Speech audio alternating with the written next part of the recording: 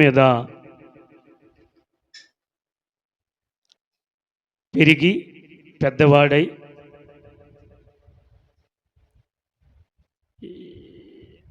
విద్యాబుద్ధులు నేర్చుకొని కుటుంబ వ్యవస్థలోనికి అడుగుపెట్టి వృద్ధాప్యము వచ్చి మరలా జీవితం ముగించవలసి వస్తుంది. మనిషి ఈ భూమి మీద తన కొరకు మాత్రమే మనిషి ఆలోచిస్తాడు. మనిషి తన బాగోగుల గురించే మనసు పెడతాడు. మనిషి ఎక్కడి నుండి వచ్చాడో, మనిషి యొక్క ఆయువు ఎవరిదో అనేది మనిషి మర్చిపోతాడు. మనిషి ఎప్పుడూ తన కొరకే బ్రతకాలని ఆశపడతాడు. తన సుఖము కొరకే బ్రతకాలని ఆశపడతాడు. కాలము ముగించిన తరువాత మనం ఆలోచిస్తే, మనం గమనిస్తే దేవుని దగ్గరికి వెళతాం. వెళ్ళిన తర్వాత దేవుడు ఒక ప్రశ్న వేస్తాడు. ఏంటి ఆ ప్రశ్న అంటే, నాన్న, నీకు నేను రూపం ఇచ్చాను, నీకు నా ఊపిరినిచ్చాను, నువ్వు బ్రతకడానికి కొన్ని వనరులు నీకు సమకూర్చాను, నీకు లోటు రాకుండా. అయితే నీవు నా కొరకు ఏమైనా చేశావా అని దేవుడైన ప్రభు అడిగితే మనిషి దగ్గర సమాధానము దొరుకుతుందా? మనిషి ఎప్పుడు కూడా తన అచ్చట తన ముచ్చట కావాలనే ఆశపడతాడు తప్ప, నేను దేవుని దగ్గర నుండి వచ్చాను, దేవుని వలన నేను భూమి మీదకి పంపబడ్డాను, ఈ భూమి మీద బ్రతికిన నా బ్రతుకు దేవుని కొరకు నేను బ్రతికానా అని ఒక మనిషి తన గురించి తను అన్వేషణ చేసుకుంటే మనిషి ఎంత లోపము కలిగి ఉంటాడో అనేది జ్ఞాపకం వస్తుంది. ఈరోజు మనిషి, మానవుడు తన ప్రయోజనాల కోసమే ఆలోచిస్తాడు తప్ప, తన కొరకు ప్రాణం పెట్టిన దేవుని కొరకు ఆలోచించేవారు ఈ రోజుల్లో చాలా అరుదుగా ఉన్నారు. నన్ను చూడు, నా అందమును చూడు అనే మనసు కలిగిన వారు ఈ రోజుల్లో ఎక్కువ మంది ఉన్నారు. నన్ను చూడు, నాలో ప్రభువును చూడు అనేవాళ్ళు ఈ రోజుల్లో చాలా తక్కువ. ప్రియమైన దేవుని బిడ్డలారా, నీవు కానీ నేను కానీ దేని కొరకు బ్రతకాలంటే, ఎవరి కొరకు బ్రతకాలంటే దేవుని కొరకు బ్రతకాలి. నువ్వు దేవుని కొరకు బ్రతికితే దేవుడు నిన్ను సన్మానించాలని ఆశపడతాడు. ప్రియమైనటువంటి దేవుని బిడ్డలారా, పరిశుద్ధ గ్రంథములో మనం చూసుకున్నాం, దేవుని నిమిత్తము శ్రమలు పొందిన వారిని చూచాం. అపోస్తులు యేసు నామమున ప్రకటన చేయబడితే శ్రమలు పొందినట్లు మనం చూసాం. నీవు దేవుని కొరకు హతసాక్షిగా మారే స్థాయిలోనికి రావాలి. దేవుడు నీకెందుకు జీవితం ఇచ్చాడంటే దేవుని కొరకు బ్రతుకుతావని, దేవుని కొరకు భూమి మీద జీవిస్తావని. దేవుడు 70 సంవత్సరాలు, 80 సంవత్సరాలు, 40 సంవత్సరాలు, 20 సంవత్సరాలు, 10 సంవత్సరాలు, 5 సంవత్సరాలు ఆయుష్ ఇవ్వచ్చు. ఈ ఇచ్చిన ఆయుష్లో నువ్వు దేవుని కొరకు ఎట్లా బ్రతుకుతున్నావో గమనించాలి.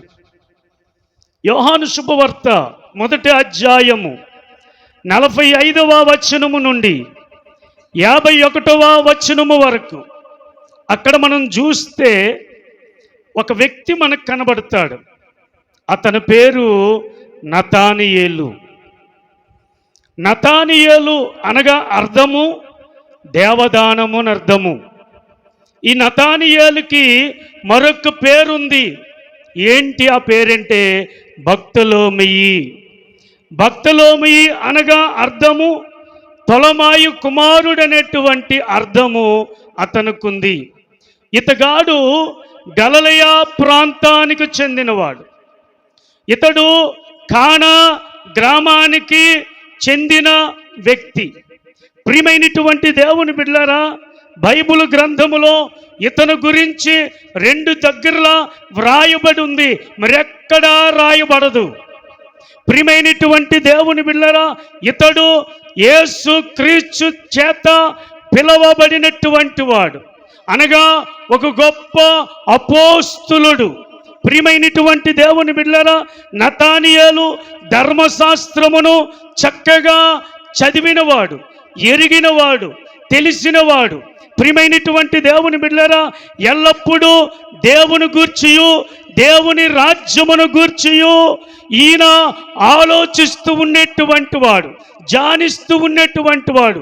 మెస్సయ్య వస్తాడు, మా బ్రతుకులు బాగుపరుస్తాడు అనేటువంటి ప్రవక్తల మాటలు, ప్రవక్త చెప్పబడిన గ్రంథములో చెప్పబడిన వాక్కులను విశ్వసించి అంగీకరించి మెస్సయ్య కొరకు చూచినటువంటి వ్యక్తి నతానియేలు. ప్రియమైనటువంటి దేవుని బిడ్డలారా, ఇతడు ఊహాలోకములో ఉండుట ఈయన చేస్తూ ఉండేవాడు. యేసయ్య నతానియేలును అంజూరపు చెట్టు క్రింద కూర్చున్నప్పుడు ఇతగాడిని యేసయ్య చూచాడు. ప్రియమైనటువంటి దేవుని బిడ్డలారా, ఇతడు స్నేహితుడైన ఫిలిప్పు నతానియేలు దగ్గరికి వెళ్ళి, ఇదిగో మేము ధర్మశాస్త్రములో ప్రవక్తలు చెప్పినటువంటి వాక్కులు నెరవేర్చబడ్డాయి. ఎవరిని గూర్చైతే ధర్మశాస్త్రములో వ్రాయబడిందో చెప్పబడిందో ఆ యొక్క మెస్సయ్యను మేము కనుగొన్నాము అని ఫిలిప్పు చెప్పాడు. ఫిలిప్పు చెప్పినప్పుడు ప్రియులారా, ఆయనే యోసేపు కుమారుడని యేసని అతనితో చెప్పినప్పుడు నతానియేలు లేఖనములు ఎరిగినవాడు గనక ఒక మాట అన్నాడు, నజరేతులో నుండి ఏదైనా మంచిది రాగలదా అంటే, నజరేతు అంత భయంకరమైన ఊరు, బందిపోటులతో నింపబడిన ఊరు, ప్రవక్తలను చంపిన ఊరు, దేవునిని అంగీకరించని ఊరు నజరేతు. ప్రియులారా, ఎండిపోయిన మరి జీవితానికి నజరేతు సాదృశ్యము. అందుకే నతానియేలు అంటాడు, నజరేతులో నుండి ఏదైనా మంచిది వచ్చిందా? లేఖనాలు ఎరిగినవాడు గనుక, లేఖనాలు తెలిసినవాడు గనుక ఇతడు అంటాడు, నజరేతులో నుండి ఏదైనా మంచిది రాగలదా అని వ్యక్తపరిచినప్పుడు ఫిలిప్పు అంటాడు, వచ్చి చూడుము. వచ్చి చూడమని చెప్పగానే ఆసక్తి గలవాడే యేసునొద్దకు వెళ్ళాడు. యేసునొద్దకు వెళ్ళి, ప్రియమైనటువంటి దేవుని బిడ్డలారా, యేసయ్య ఆయన గురించి ఒక చక్కటి ఖరీదైన మాట చెప్పాడు. ఏంటా మాట అంటే, ఇతడు నిజముగా ఇశ్రాయేలీయుడు, ఇతని యందు ఏ కపటము. ఎవరిచ్చారు సాక్ష్యము? యేసయ్య నతానియేలు గురించి చెప్పాడు. ప్రియమైనటువంటి దేవుని బిడ్డలారా, ప్రియమైనటువంటి సంఘమా, గమనించండి. ఒక వ్యక్తి నిరీక్షణతో ఎదురు చూస్తున్నప్పుడు, ఆ వ్యక్తి యేసయ్య దగ్గరకు వచ్చినప్పుడు ఆ వ్యక్తిని చూచినటువంటి యేసయ్య అంటాడు, ఇతడు నిజముగా ఇశ్రాయేలీయుడు, ఇతని యందు ఏ కపటము.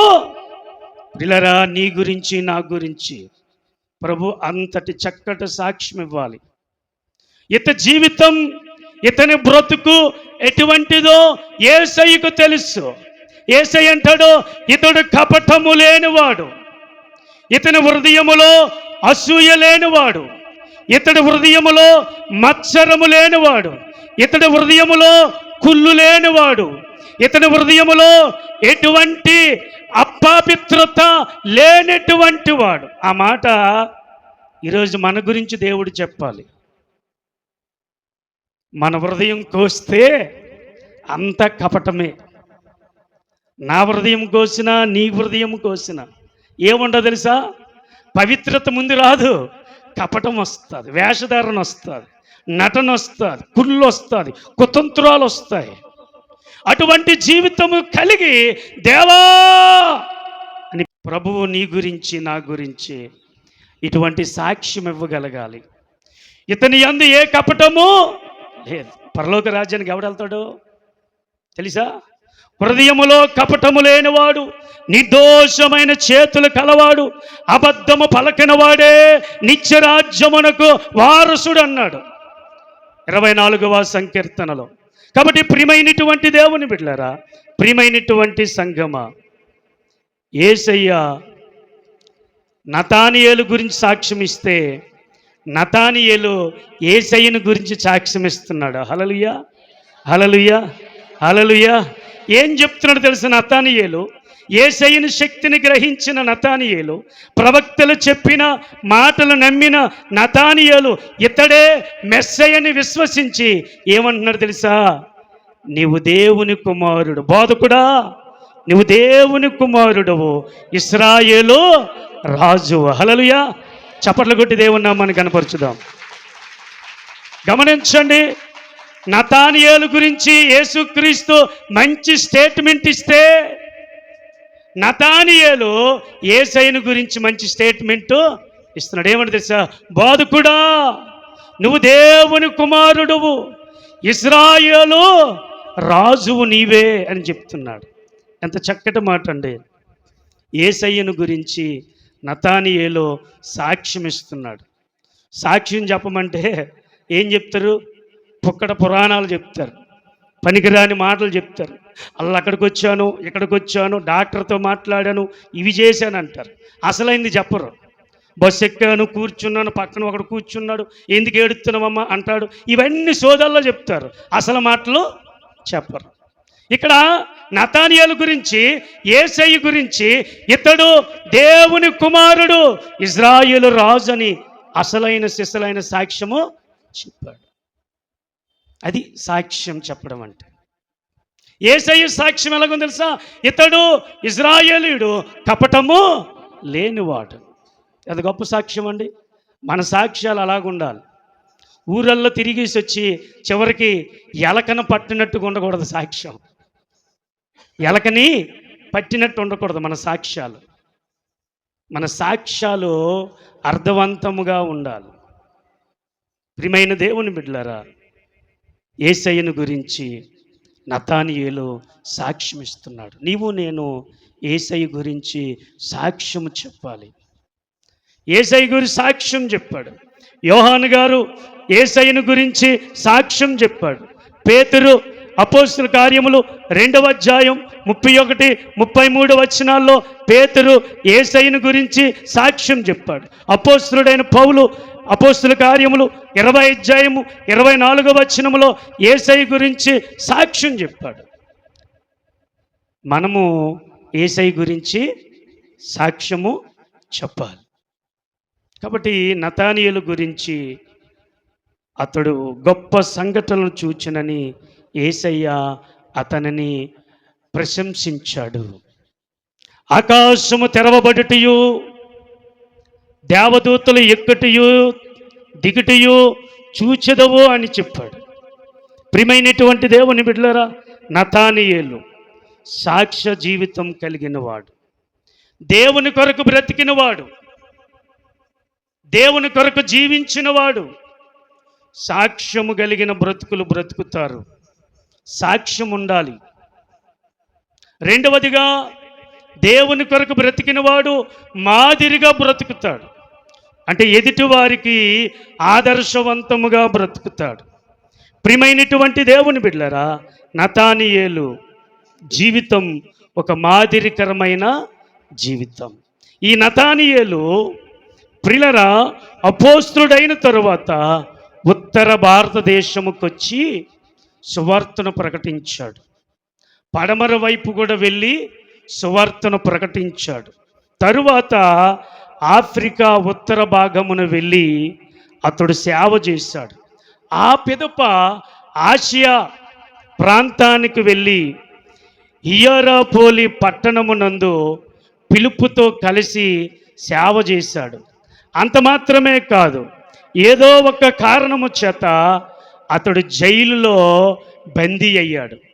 ఆఖరి నిమిషములో నతానియేలును విడుదల చేశారు. విడుదల చేసి, ప్రియమైనటువంటి దేవుని బిడ్డలారా, తద్దాయి అనేటువంటి అపోస్తులుడు క్రీస్తు శకం 43వ సంవత్సరంలో ఆర్మునియా దేశమందు సేవ చేశారు తద్దయితో కలిసి నతానియేలు.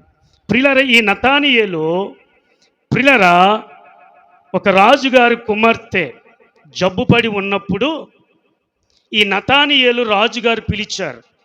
అయ్య బాబు, చాలా ప్రాంతాలు తిప్పాము, ఈమెకు ఆరోగ్యం కుదుట పడట్లేదు, కాబట్టి నువ్వు ఒకవేళ వచ్చి ప్రార్థన చేస్తే బాగుపడుతుందేమో అని రాజుగారు నతానియేలును పిలిపించారు.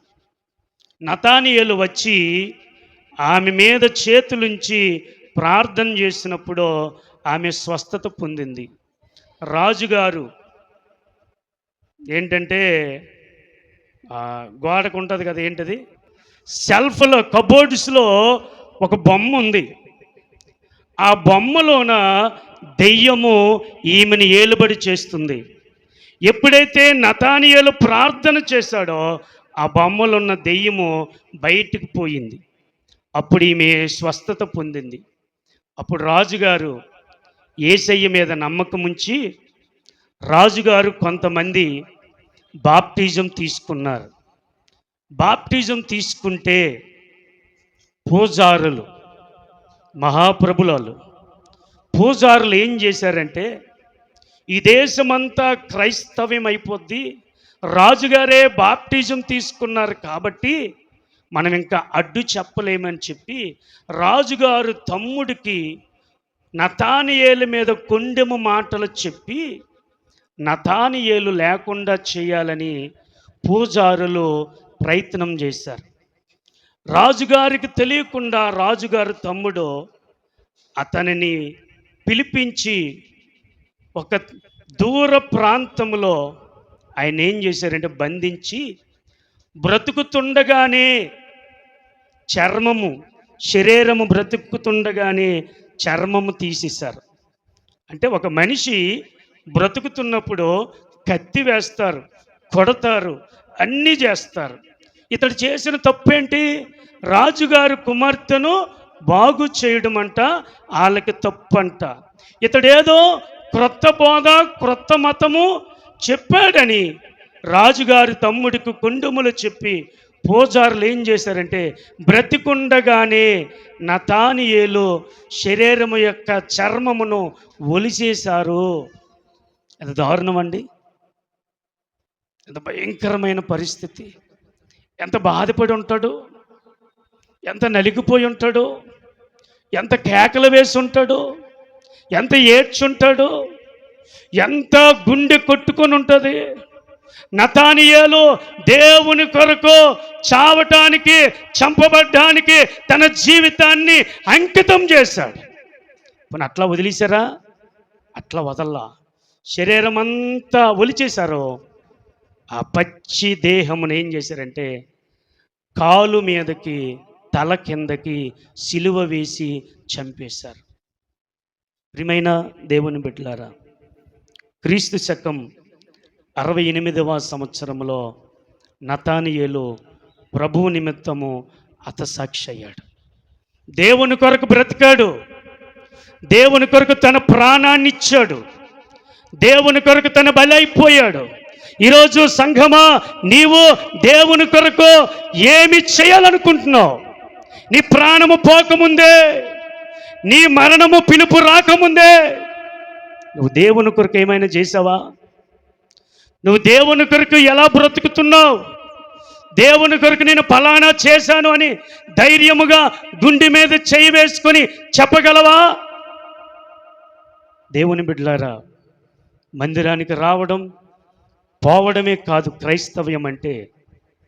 దేవుని కొరకు బ్రతకాలి, దేవుని కొరకు జీవించాలి, దేవుని కొరకు అవసరమైతే ఆకులు దప్పులు కలిగి బ్రతకాలి. పేతురు రాసిన మొదటి పత్రిక చూడండి, 3వ అధ్యాయం 14వ వచనము చూడండి. నీతి నిమిత్తము శ్రమ పడినను మీరు ధన్యులే, వారి బెదిరింపులకు భయపడకుడి. పిల్లలు గమనించండి, దేవుని కొరకు బ్రతికినోడు, దేవుని కొరకు జీవించిన వాడు భయపడడు, వెనుకకు వెళ్ళడు, వాడు కుంటు సాకులు చెప్పడు. ముందు మరణముందా దేవుని కొరకు మీసము మేలేసి నిలవడానికి ఇష్టపడతాడు. ఎంతటి కష్టమునైనా భరించటానికి ఇష్టపడతాడు. ఎంతటి నిందలనైనా ఎంతటి అవమానాలైనా దేవుని కొరకు భరించటానికే ఇష్టపడతాడు, సంతోషంగా స్వీకరిస్తాడు. ప్రియమైనటువంటి దేవుని బిడ్డలారా, కీడు చేసి నష్టపడే బదులు మేలు చేసి శ్రమపడుట మంచిది. కాబట్టి ప్రియులారా, నతానియేలు మేలు చేసి శ్రమ పడ్డాడు. అందుకే నీతి నిమిత్తము హింసింపబడుట ధన్యులు.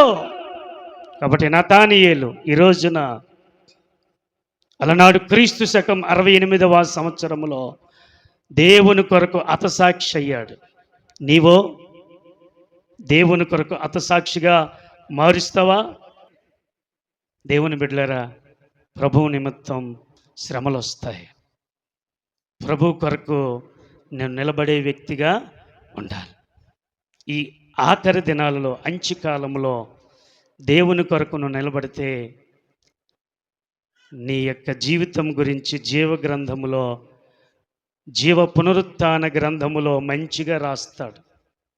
నువ్వు భూమి మీద దేవుని కొరకు బ్రతకపోతే తీర్పు పునరుత్థాన బుక్కులో నీ గురించి రాస్తాడు.